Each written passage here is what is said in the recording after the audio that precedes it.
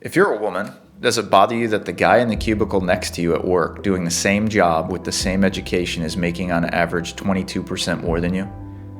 And if you're black or Hispanic woman and the guy next to you is a white male, does it bother you that he makes on average 33% more than you? And if you're a woman, does it bother you that in 2018, if you owned your own business and went into the same bank and asked for the same loan as a male, you'd get 30% less than the male? Have you ever wondered why?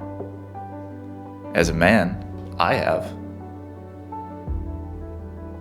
Women just aren't as smart. Maybe they're not as creative. Maybe they're too emotional.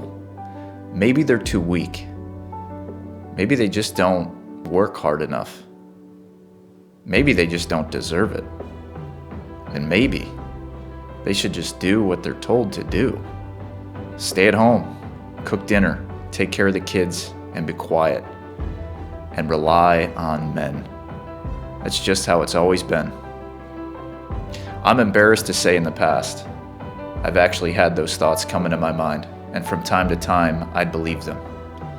Until 9 years ago, when this little girl came into my life, and I'd look at her and believe that she could do anything if she put her mind to it. It probably will not be as easy as my boys will have it, but she will be part of the change. And if you're a woman now, you still have work to do.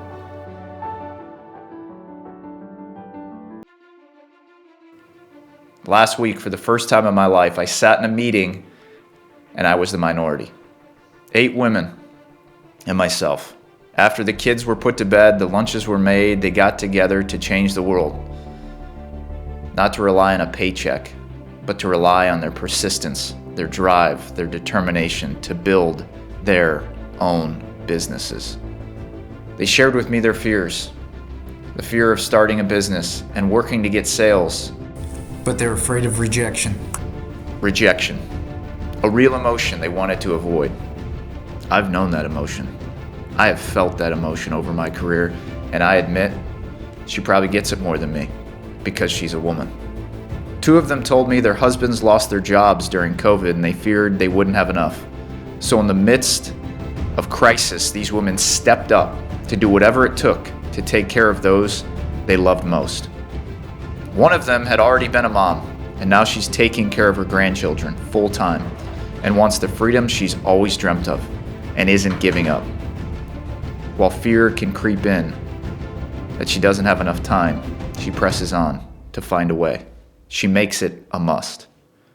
And 2 of them needed a clear path forward.